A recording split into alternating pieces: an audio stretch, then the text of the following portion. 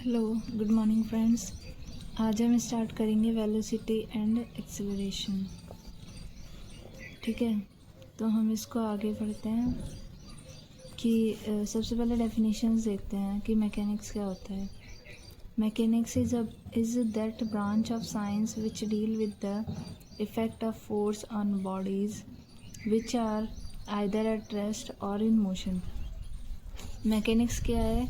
Science की वह branch है जिसमें कि हम क्या पढ़ते हैं, ये हम जो भी बॉडी पर फोर्स लगते हैं, चाहे वो मोशन में हो चाहे वो रेस्ट पे हो, उन बॉडीज़ पे जो फोर्स लगते हैं उसकी स्टडी हम क्या करते हैं मैकेनिक्स में। ठीक है, अब इसको दो ब्रांचेस में क्लासीफाई किया है, एक स्टैटिक और दूसरा डायनामिक। स्टैटिक क्या होता है? The branch which deal with the condition under which the bodies Riemann at rest under the action of forces. यानी वह ब्रांच जिसमें कि हम उस कंडीशन के बारे में बात करें जब बॉडी किस पर है, रेस्ट पे है, और उस पर क्या लग रहा है, फोर्स पे, फोर्स लग रहा है। ठीक है, इसमें हमने पढ़ा था ना, चाहे वो बॉडी रेस्ट पे हो चाहे मोशन में हो, उसके फोर्स की स्टडी करते हैं। तो स्टैटिक में कौन सा आ जाएगा कि बॉडी रेस्ट पे और उसके फोर्सेस की स्टडी कर रहे हैं, और डायनामिक्स में क्या आ जाएगा, बॉडी मोशन में और उसके फोर्सेस की स्टडी कर रहे हैं। ठीक है, तो डायनामिक्स में क्या आएगा, वही देखो, the branch which deal with the motion of the bodies under the action of forces. यानी हम उस बॉडी का मोशन, जब वो बॉडी मोशन में होगी उस टाइम पे हम उसके फोर्सेस को स्टडी करेंगे। ठीक है, और डायनामिक्स को भी फर्दर क्लासीफाई किया है, काइनेमेटिक्स और काइनेटिक्स। ठीक है, काइनेमेटिक्स के में क्या पढ़ते हैं हम, the part which deal with the geometry of the motion. Kinematics में हम पाथ के बारे में पढ़ते हैं अक्सर, कि जैसे एग्ज़ाम्पल ले लो कि हमने किसी चीज़ को माना फेंका, तो उसका जो पाथ आता है वो कैसा आता है, हमने अभी पिछली क्लासेस में पढ़ा है, प्रोजेक्टाइल पाथ आता है। ठीक है, तो हम उसके बारे में पढ़ते हैं कि जैसे हमने कोई चीज़ फेंकी तो उसका जो पाथ है वो प्रोजेक्टाइल आया। ठीक है, ऐसे ही हम किसी चीज़ को 90 डिग्री पे फेंकेंगे, अगर वर्टिकल अपवर्ड फेंक रहे हैं 90 पे हॉरिजॉन्टल से, तो वो स्ट्रेट लाइन मोशन करेगा। तो इस तरह से जो पाथ होता है, उसका जो ज्योमेट्री होती है मोशन की, उसके बारे में हम कहाँ पढ़ते हैं, काइनेमेटिक्स में पढ़ते हैं। दूसरा पार्ट आता है काइनेटिक्स का, तो काइनेटिक्स में हम क्या पढ़ते हैं, the part which deal with the effect of forces on the motion of the bodies. यानी काइनेटिक्स में हम वो पढ़ते हैं कि उस बॉडी पर किस किस तरह के फोर्सेस लगे। जैसे हमने प्रोजेक्टाइल मोशन पढ़ा था, तो उसका जो ट्रेजेक्ट्री था, जो पाथ था, जैसे पैराबोला था, वो तो हो गया काइनेमेटिक्स। और जो उसमें फोर्सेस हमने पढ़े थे, जैसे ग्रेविटेशनल फोर्स लग रहा था उसमें डाउनवर्ड डायरेक्शन में, ठीक है, mg लग रहा था उसका वेट का। ठीक है, तो इस तरह से जो भी उसका ड्रैग फोर्स हमने एज्यूम नहीं किया था उसमें, बट इस तरह से जो फोर्सेस हैं वो फोर्सेस की हम इसमें क्या करते हैं, बात करते हैं। ठीक है, अब हम जब इसमें स्टडी कर रहे होते हैं डायनेमिक्स में, तो हम दो तरह की चीज़ें मानते हैं, या फिर ऐसा बोलो दो तरह की बॉडीज़ मानते हैं। तो पहले बॉडी होती है पार्टिकल, जो कि बहुत छोटा होता है पार्टिकल, आप लोग जानते हो, और दूसरा होता है rigid body. Rigid body means, यानी वो रिजिड बॉडी ऐसी होती है कि आप उसको एक तरह से, वो फ्लेक्सिबल तरीके से नहीं बिहेव करती, रिजिड होती है पूरी। ठीक है, अब आगे पढ़ते हैं। तो ये रख देखो, पार्टिकल क्या होता है,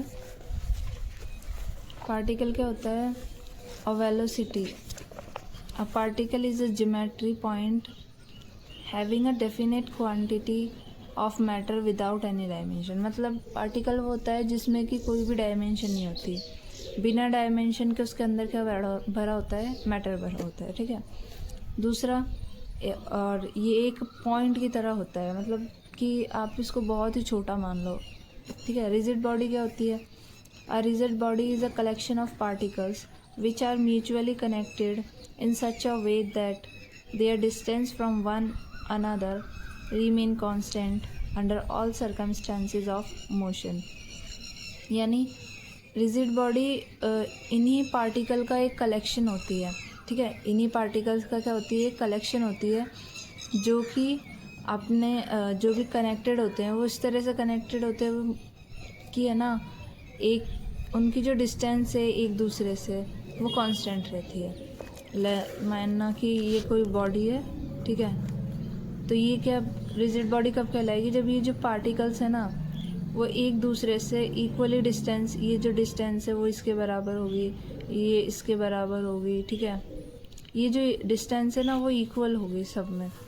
और उसी कंडीशन में हम क्या कहेंगे कि एक ऐसी बॉडी है, ये बॉडी है रिजिड बॉडी, ठीक है, हम उसको रिजिड बॉडी तभी बोलेंगे, ठीक है। अब आते हैं कि मोशन क्या होता है। तो हम इतनी देर से बात कर रहे हैं मोशन मोशन मोशन, तो मोशन क्या होता है उसके बारे में तो पढ़ते हैं।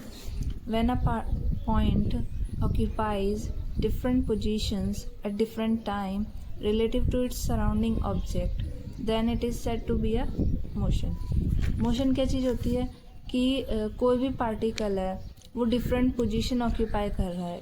कब, जैसे मतलब एक टाइम पर यहाँ था, दूसरे टाइम पे दूसरी जगह पहुँच गया, तीसरे टाइम पे तीसरी जगह पहुँच गया, और किसके रेस्पेक्ट में, कोई भी उसकी सराउंडिंग ऑब्जेक्ट है उसके रेस्पेक्ट में वो क्या कर रहा है कि वो अलग अलग डिफरेंट टाइम पे डिफरेंट पोजीशंस पे पहुँच रहा है। जैसे कि हमने प्रोजेक्टाइल पढ़ा था तो उसमें क्या था कि हमने पॉइंट ऑफ ऑब्जेक्ट है, ठीक है, जहाँ से फेंक रहे वहाँ पे खड़े हैं, तो वो जो पार्टिकल जिसको हमने फेंका वो डिफरेंट डिफरेंट पोजीशंस ऑक्यूपाई कर रहा है डिफरेंट डायरेक्शंस में हमारे रेस्पेक्ट में, ठीक है। तो हमें क्या लग रहा है कि वो क्या कर रहा है, मोशन कर रहा है, ठीक है, तो वो उसी को हम क्या बोलते हैं, मोशन बोलते हैं। दूसरा आता है डिस्प्लेसमेंट क्या होता है। तो डिस्प्लेसमेंट में हम क्या देखते हैं, the displacement of a moving particle in a particular interval is the change of its position and is measured by the distance moved by it in that interval। यानी डिस्प्लेसमेंट क्या होता है कि किसी पर्टिकुलर टाइम इंटरवल में, ठीक है, उसने अपनी पोजीशन में कितना चेंज करा, किसी पर्टिकुलर इंटरवल में उसने अपनी पोजीशन में कितना चेंज करा, और उसको हम किस तरह से मेजर करते हैं, उसके जो डिस्टेंस होती है उसको, जैसे लेट्स सपोज ये 2 पॉइंट है, ठीक है, ये पूरा एक इंटरवल है, ये 2 पॉइंट है, ठीक है। अब यहाँ से आप इस तरह से जाओ, चाहे आप सीधा चले जाओ, तो इस पाथ के थ्रू जो उन्होंने डिस्टेंस कवर की उसको हम बोलेंगे डिस्टेंस, ठीक है। दोनों कंडीशन में आप डिस्टेंस बोलोगे, ठीक है। और देखो अब डिस्प्लेसमेंट कब बोलोगे, जब उसने यहाँ से लेकर यहाँ तक इन दोनों इंटरवल का जो आप बीच का जो निकालोगे उसको डिस्प्लेसमेंट वो इस तरह से ही कवर करेगा, फाइनल और इनिशियल पॉइंट्स से, ठीक है। लेकिन डिस्टेंस वो कैसे भी कवर कर सकता है, ठीक है।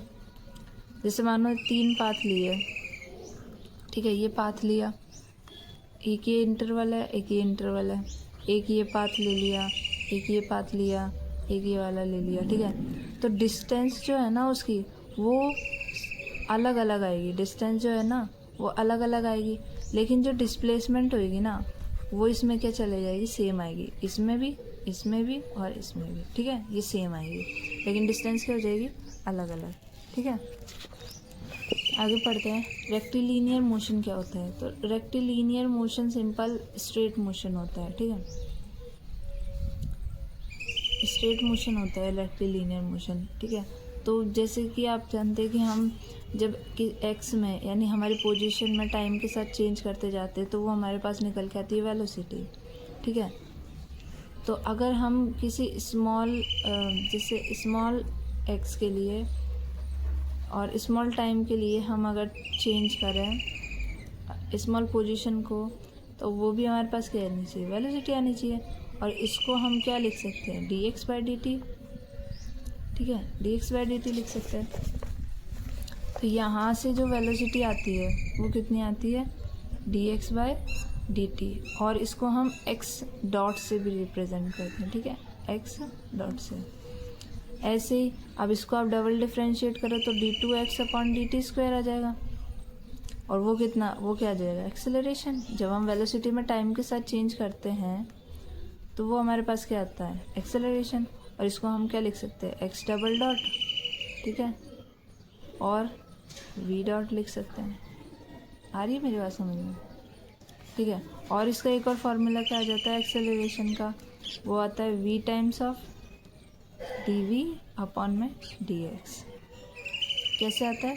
तो देखो एक्सेलरेशन अपने पास क्या था, dv बाई dt था।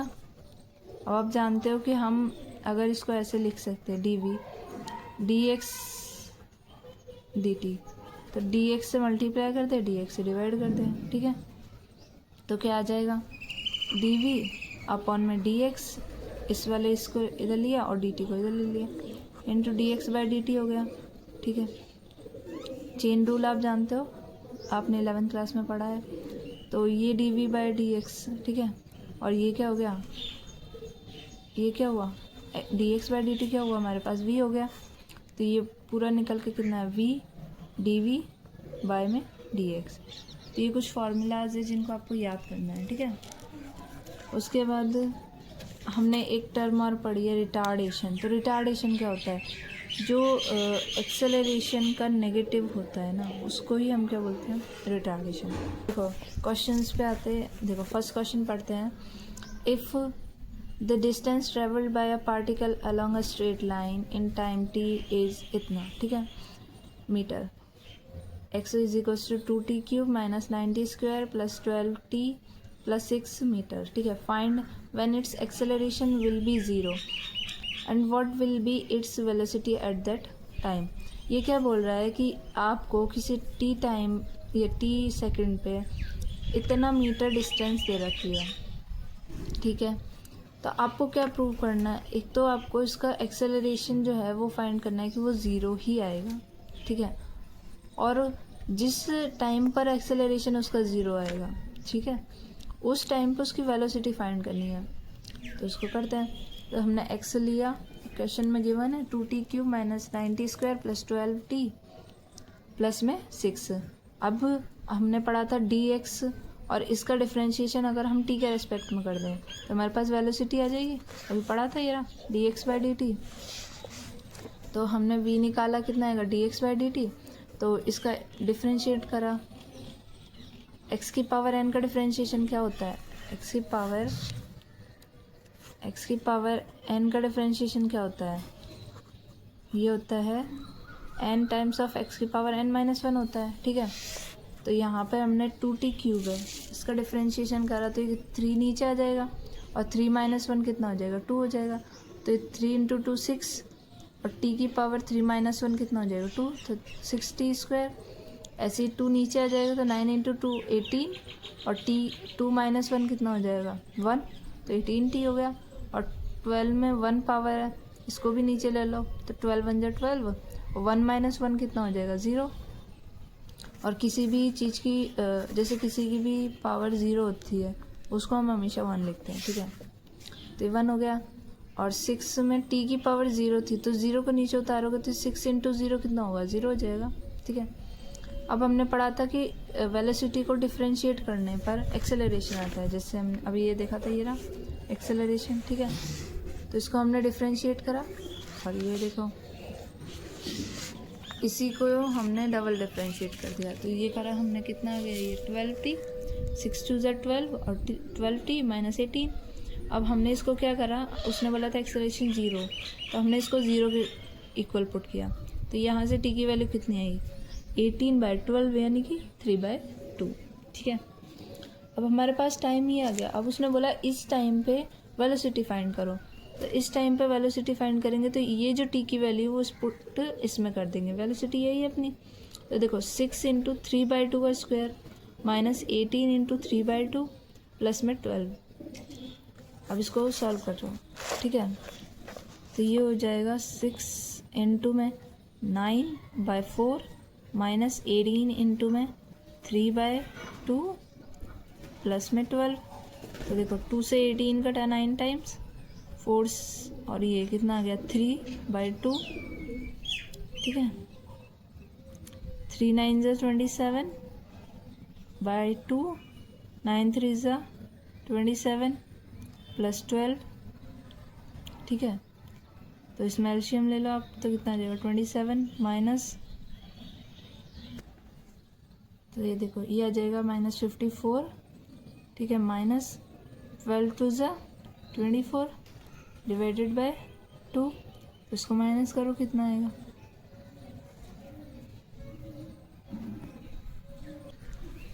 तो ये देखो यहाँ पे प्लस का 24, अब इन दोनों को ऐड करोगे तो कितना आ जाएगा 51 -54/2, तो इसमें से कितना बचा 3/2, और किसका बचेगा माइनस का आएगा, ठीक है। तो ये देखो आंसर कितना आएगा -3/2 मीटर पर सेकेंड, ठीक है।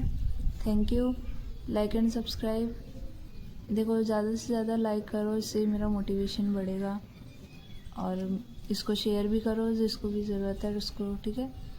आपके दोस्त, फैमिली वगैरह जो भी है, रिलेटिव्स सबको, ठीक है। Thank you.